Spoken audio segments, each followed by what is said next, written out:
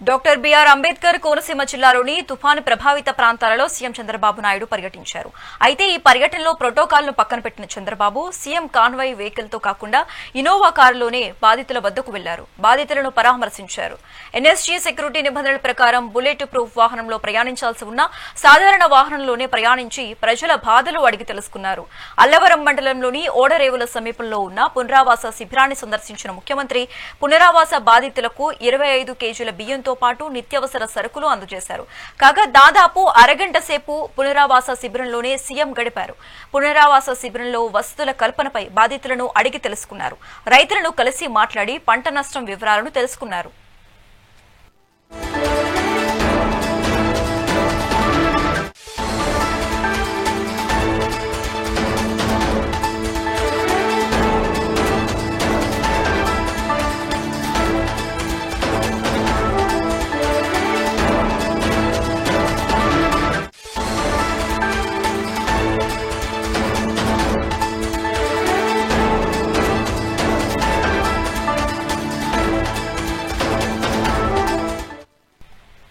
తుఫాన్ ప్రభావిత ప్రాంతాలలో సీఎం చంద్రబాబు నాయుడు పర్యటించారు. అలాగే ఈ పర్యటనలో ప్రోటోకాల్ ను పక్కన పెట్టారు CM Chandrababu. CM convoy vehicle లో కాకుండా ఇనోవా కారులోనే బాధితుల వద్దకు వెళ్లారు. బాధితులను పరామర్శించడం కూడా జరిగింది. ఇక ఇదే అంశానికి సంబంధించి మోర్ అప్డేట్స్ మా AP input editor Narendra phone ద్వారా అందిస్తారు. నరేంద్ర, చెప్పండి. డాక్టర్ బిఆర్ అంబేద్కర్ కోనసీమ జిల్లాలోని తుఫాను ప్రభావిత ప్రాంతాలలో సీఎం చంద్రబాబు నాయుడు పర్యటించడం జరిగింది. పర్యటనకు సంబంధించి ఓవరాల్ గా డీటెయిల్స్ ఇవ్వండి. చిత్రేక ఆంధ్రప్రదేశ్ ముఖ్యమంత్రి నారా చంద్రబాబు నాయుడు తుఫాను ప్రభావిత ప్రాంతాల్లో ఈ రోజు పర్యటించారు. ఒక పక్క ఏరియల్ వ్యూ నిర్వహించిన తర్వాత ఆయన కోనసీమ జిల్లాలో ముఖ్యంగా ఏదైతే ఉందో అల్లవరం మండలంలో పర్యటించారు.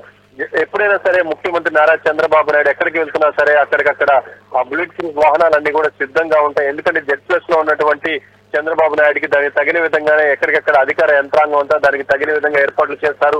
ఎప్పటికప్పుడు సంబంధిత అధికారుల నుంచి కూడా క్షేత్రస్థాయి సమాచారాలు వెళ్తూ ఉంటాయి. వాళ్ళకి సంబంధించినటువంటి ఏర్పాట్లు కూడా అన్ని జరుగుతూ ఉంటాయి.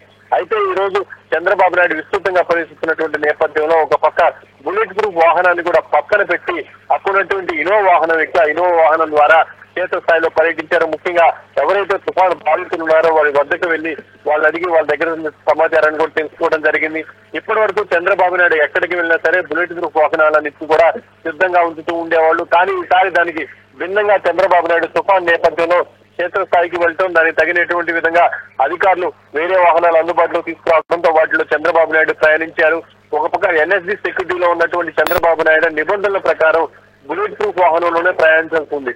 సాధారణ వాహనంలో చంద్రబాబు నాయుడు ప్రయాణించడానికి అప్పుడున్నటువంటి సిబ్బంది కూడా ఒప్పుకునేటువంటి పరిస్థితి అయితే ఉండదు. కానీ చంద్రబాబు నాయుడు వాళ్ళని ఒప్పించి బాధితులు కలవాలి, ఈ సమయంలో తుఫాను వల్ల వాళ్ళు పెద్ద ఎత్తున నష్టపోయారు, వాళ్ళకి భరోసా కల్పించాల్సినటువంటి అవసరం ఉంది, ఈ రూల్స్ అన్నింటినీ కూడా పెట్టుకొని వాళ్ళకి నేను దగ్గరికి వెళ్ళి వాళ్ళు భరోసా కల్పించలేకపోతే ఇబ్బందిగా ఉంటుందంటూ చంద్రబాబు నాయుడు వాళ్ళకి నచ్చజెప్పి అక్కడికి వెళ్లి వాళ్ళని కలిసేటువంటి ప్రయత్నం చేశారు. దీంతో అధికార వర్గాలన్నీ కూడా ఒక్కసారి ఆశ్చర్యానికి లోనయ్యారు. ఎందుకంటే ఒక పక్క పెద్ద ఎత్తున సెక్యూరిటీలో ఉండేటువంటి చంద్రబాబు నాయుడికి తగిన విధంగా ఏర్పాట్లు ఉంటాయి. అలాంటి చంద్రబాబు నాయుడు బాధితుల కోసం ఏదైతే తుఫాను వల్ల సర్వం కోల్పోయినటువంటి బాధితులను కలిసేందుకు ఆయనకు ఉన్నటువంటి థ్రెట్ ఉన్నప్పటికీ వాటిని పక్కన పెట్టి అక్కడికి పబ్లిక్ లోకి వెళ్తూ వాళ్ళని కలవటం, దానికి తగిన విధంగా అప్పటికప్పుడు అధికార యంత్రాంగం అంతా కూడా ఒక పక్క బుల్లెట్ ప్రూఫ్ వాహనాన్ని సమకూర్చలేకపోయినప్పటికీ దానికి తగిన విధంగా పెద్ద ఎత్తున భద్రతా ఏర్పాట్లు చేశారు. చంద్రబాబు నాయుడు అయితే ఒక సాధారణమైనటువంటి నాయకుల్లాగా వాళ్ళలో కలిసిపోయి వాళ్ళ బాధలు వాళ్ళ కష్టాలు తెలుసుకున్నారు. అన్ని విధాల ప్రభుత్వం అండగా ఉంటుంది, మీకోసం నేను ఏ నిమిషమైనా అందుబాటులో ఉంటాను, మీ సమస్యలన్నింటినీ కూడా పరిష్కరించే విధంగా ఇక్కడ అందరినీ అధికారులని అదేవిధంగా మీ నాయకుల్ని ఇక్కడ అందుబాటులో తీసుకువచ్చానంటూ వాళ్ళకి భరోసా కల్పించారు. ఆ పునరావాస శిబిరంలో వసతులు ఏ విధంగా ఉన్నాయో కూడా బాధితులను అడిగి తెలుసుకున్నారు. అరగట్లపాలెం అదేవిధంగా బెండమూరు లంక గ్రామాల్లో నీట మునిగినటువంటి పొలాలను కూడా చంద్రబాబు నాయుడు పరిశీలించారు. రైతులతో కలిసి మాట్లాడారు. డ్రైనేజ్ అదేవిధంగా గుర్రపు డక్క సమస్యలు కూడా ఇటు రైతులు చంద్రబాబు నాయుడు దృష్టికి తీసుకువచ్చారు. ఒక పక్క తుఫాను బాధితులను పరామర్శించడానికి పోతున్నారంటే పెద్ద ఎత్తున బాధితులు అక్కడికి తరలి వచ్చేటువంటి అవకాశం ఉంది. వాళ్ళని కట్టడి చేయడం అధికారులకు కూడా కొన్ని కష్టంగా ఉంటుంది. అయినప్పటికీ చంద్రబాబు నాయుడు ఒక పక్క తన సెక్యూరిటీకి సంబంధించినటువంటి రూల్స్ వేసుకునే వాటన్నింటినీ కూడా పక్కన పెట్టి ఇనోవా వాహనంలో అక్కడికి వెళ్లి వాళ్ళని పరామర్శించడం చూసి లోకల్ నాయకులు కూడా కొంత ఆశ్చర్యపోయారు. చంద్రబాబు నాయుడు ప్రజల విషయంలో ఎలా ఉంటారు, ఆయన ప్రజలకు కష్టం వస్తే ఏ విధంగా ముందుకు వెళ్తారనేది మరొకసారి రుజువైందని చెప్పుకోవచ్చు.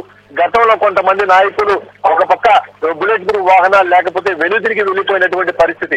అక్కడ అధికారులు ఏర్పాట్లు సరిగ్గా లేవంటే వాళ్ళ మీద కొంత ఆగ్రహం వ్యక్తం చేసి వెనక్కి తిరిగి వెళ్లిపోయినటువంటి పరిస్థితి. కానీ చంద్రబాబు నాయుడు ఇక్కడ ప్రజల కోసం, ప్రజలు ఇబ్బందుల్లో ఉన్నారంటే తనకున్నటువంటి ఇబ్బందులను కూడా పక్కన పెట్టి ప్రజల కోసం ఏ విధంగా క్షేత్రస్థాయిలోకి వెళ్తారు, బాధితులను ఏ విధంగా దగ్గరికి తీసుకుంటారు, వాళ్ళకి ఏ విధంగా భరోసా కల్పిస్తారనేది ఈ ఒక్క విషయం చూస్తే మనకు అర్థమవుతుంది. చేసేక right, thanks for the updates Narendra.